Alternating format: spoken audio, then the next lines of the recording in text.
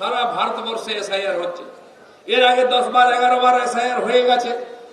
মানে কি না, যারা মারা গেছে তাদের নাম বাদ দাও, যে অন্য জায়গায় চলে গেছে ভোট দেয় না তার নাম বাদ দাও, বাইরের থেকে কিছু লোক ঢুকে পড়েছে এই দেশের নাগরিক নয় তার নাম ভোটার লিস্টে চলে এসছে তার নাম বাদ দেওয়া, এতে অসুবিধা কি আছে?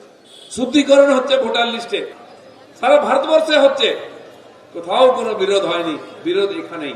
কারণ কি, এখানে 58 লক্ষ বাদ চলে গেছে নাম, যে নাম আছে ভোটার লিস্টে অত ফর্ম ফিল আপ করেনি, কেউ ফর্ম নিতে আসেনি, 18 লক্ষ হয়ে গেছে।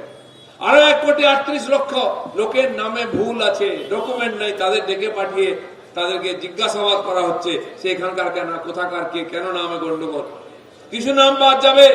এখান থেকে মমতা ব্যানার্জি ভয় পেয়েছেন, কারণ তিনি যেখানে এমএলএ হন ভবানীপুরেতে 44,500 নাম বাদ গেছে, ওখানে আরো বাদ যাবে। তাহলে 10-20 হাজার 30 হাজারে ভোটে যেতেন, সেটা তো উড়ে যাবে।